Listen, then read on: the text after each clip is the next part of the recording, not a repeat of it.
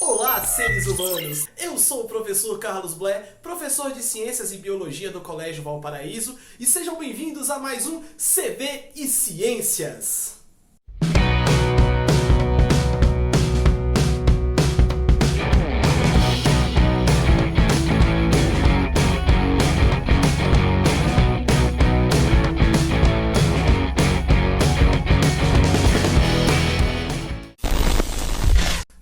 Ciências de hoje, nós vamos falar sobre um assunto que é comum ao cotidiano dos nossos jovens, das nossas crianças e por que também não dizer dos nossos adultos. No CV e Ciências de hoje nós vamos falar um pouquinho sobre a ciência por trás dos jogos de videogames.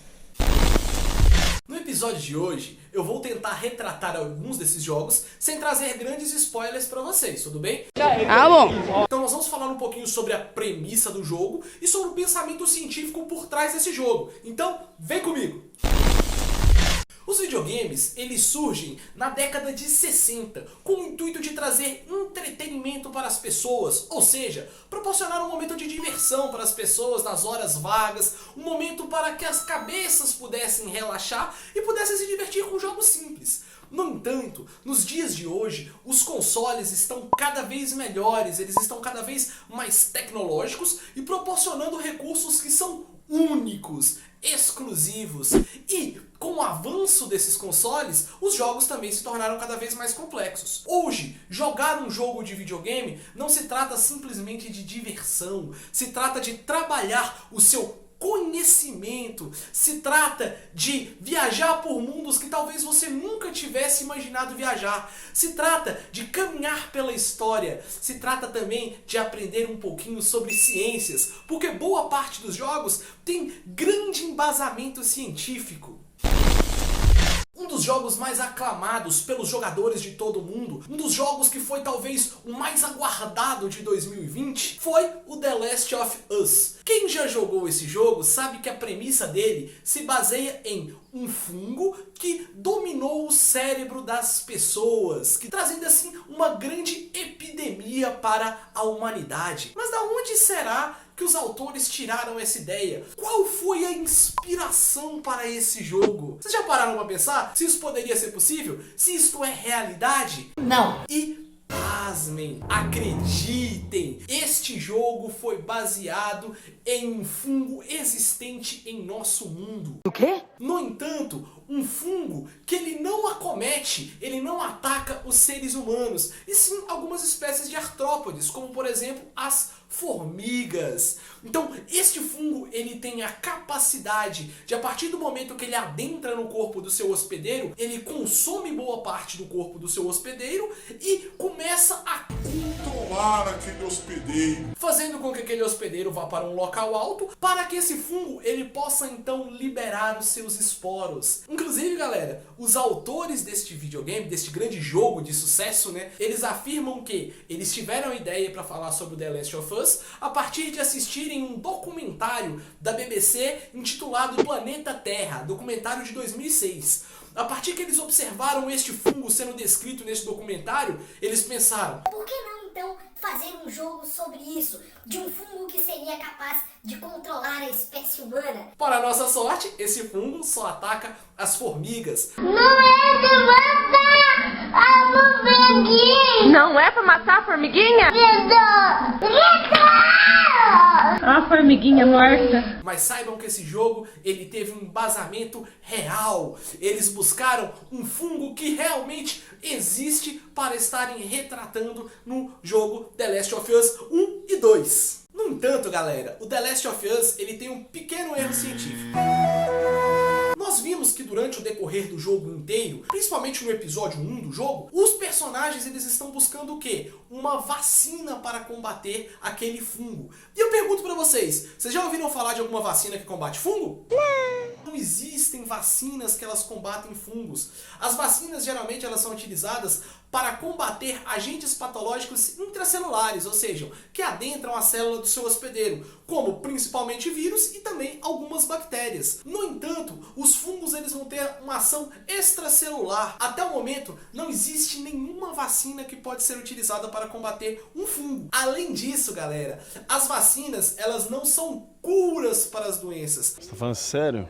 elas são utilizadas para quê? Para você prevenir uma doença. No entanto, elas não podem ser utilizadas para o combate de uma doença. Então, infelizmente, a premissa do The Last of Us, que iriam se criar uma vacina para combater aquela doença, não seria possível. Que maldade você fez comigo. Pois nós conseguiríamos proteger a população não infectada, no entanto não conseguiríamos reverter os errantes, né? Aquelas pessoas que já foram contaminadas.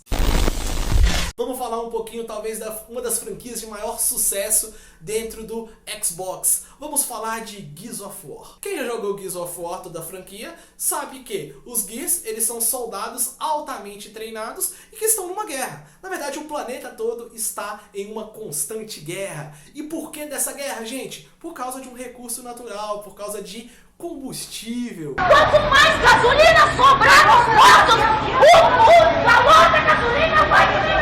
No planeta, eles conseguem encontrar uma fonte de energia limpa, que é a emulsão, capaz de resolver todos os problemas da humanidade. Aí nós já vimos aí uma fonte de energia limpa, talvez hoje uma das grandes dificuldades do ser humano, né? Nós estamos constantemente buscando o quê? Fontes de energias renováveis e que não agridem tanto o ambiente, para que a gente consiga conviver numa boa com o nosso planeta. Além disso, na franquia Gears of War, sem querer dar spoiler, gente, mas já dando, quem jogou todos os jogos conseguiu observar que os principais inimigos que nós enfrentamos, eles são frutos tanto de experimentos de modificações genéticas, como também de mutações ocasionadas pela constante exposição a essa emulsão. E nós já vimos, né, diversos animais, diversos seres vivos, quando são expostos à radiação, eles também podem sofrer mutações. Gears of War também tem este embasamento científico. Ah, agora eu entendi! Agora eu saquei! Além disso, os Locustes, né, que são a principal raça que o tempo todo nós estamos enfrentando durante o jogo, eles também são frutos de experimentos genéticos, como nós conseguimos observar durante a franquia. O filho dos mineradores, os filhos dos mineradores que estavam ali expostos à emulsão, eles sofreram experimentos genéticos e acabaram se transformando como os Locustes. Nós também conseguimos observar, gente, que esses inimigos, eles se comportam como uma colmeia, como sociedades que são comuns nós vemos no reino animal, né? Como é o caso, por exemplo, das formigas, das abelhas, mas além disso, eles também compartilham uma consciência comum. Ou seja, cada um é capaz de sentir o que o outro está sentindo. Semelhante ao maior ser vivo que nós temos no planeta Terra. Então, para quem não sabe, o maior ser vivo que nós temos no planeta Terra não é a baleia azul, gente. Como é que é? E sim um fungo. Um fungo que ele se encontra lá nos Estados Unidos e ele tem mais de 3 quilômetros e 400 metros. Ou seja, algo em torno a 3.400 metros. Uma parte daquele indivíduo é capaz de sentir o que a outra parte lá na outra extremidade também sente. Além disso, nessa franquia, nós conseguimos ver também o desenvolvimento de equipamentos, o desenvolvimento de robôs e também o desenvolvimento, gente, de veículos de transporte dos mais inovadores possíveis, mostrando ali não só um prelúdio do que nós podemos ver no futuro, como também o ápice que nós temos de tecnologia até o momento. Então, em Gears of War também podemos observar muito da ciência nos jogos. Outro jogo aclamado pela crítica e que ganha novos jogadores a cada ano são os jogos da franquia Resident Evil. Quem já ouviu falar sobre esses jogos ou já jogou os seus inúmeros exemplares sabe que partimos da premissa que um vírus, ele modifica o ser humano, sendo capaz de transformar esse ser humano em um zumbi. Dessa forma, esse ser humano ele pode ser controlado, ele pode adquirir super força, super agilidade ou outras características. Aqueles jogadores mais fanáticos ou aquelas pessoas que já se propuseram a estudar um pouquinho sobre Resident Evil vão perceber que, na verdade, o Resident Evil tem um embasamento científico fantástico. Nesse jogo são apresentados vários vírus e a forma como esses vírus são construídos seguem um embasamento científico correto. Então, qual é desses vírus? O que eles fazem? O principal vírus que é apresentado durante o Resident Evil é o chamado T-vírus, um vírus capaz de causar uma mutação no ser humano de forma que, parte do sistema nervoso voluntário do ser humano é destruído, ou seja, ele não tem mais controle de suas ações e ele fica como se fosse um zumbi tendo uma super fome. Eu fui feito pra comer, boca foi feita pra comer. Essa super fome, gente, que faz com que ele tenha esse comportamento de canibalismo, é explicado porque o metabolismo desse zumbi, ele é acelerado. Por isso esse zumbi, ele precisa de grandes quantidades de energia. Por isso ele tem que se alimentar o tempo todo. Ele vai se alimentar principalmente através daquelas pessoas, daqueles seres vivos que não estão infectados. E quando ele faz isso, o que acaba acontecendo, gente? Ele acaba transmitindo esse vírus. Uma vez que o T-vírus ou os demais vírus que nós encontramos no Resident Evil são espalhados principalmente através dos chamados fluidos corporais. Mas vocês sabiam que a concepção do T-vírus vem também da intenção dos cientistas em burlar a seleção natural? Não tem vergonha na cara não, isso é uma vergonhice. Quem já ouviu falar sobre a seleção natural de Charles Darwin sabe que a seleção natural ela se baseia no princípio de que o indivíduo melhor adaptado é aquele que vai sobreviver. E na verdade, os cientistas por trás do T-vírus, eles estavam na tentativa de criar super-humanos, ou seja, pessoas que tivessem características que seriam mais vantajosas, características que a tornariam melhor adaptadas ao ambiente e assim elas teriam vantagem nesse ambiente. Essas pessoas, elas pensavam em fazer este super-humano, este deus humano, através das modificações genéticas. Como uma forma melhor de trazer essas modificações genéticas do que utilizando-se de um vírus para modificar o DNA das pessoas. Ah, não, aí não. No entanto, como nós vimos durante os jogos, apresentou-se algumas dificuldades para a gente conseguir utilizar-se desse T-vírus, Na verdade, para eles conseguirem utilizar-se desse T-vírus. Muitas das cobaias não conseguiam sobreviver ou não chegavam aos resultados que eram esperados.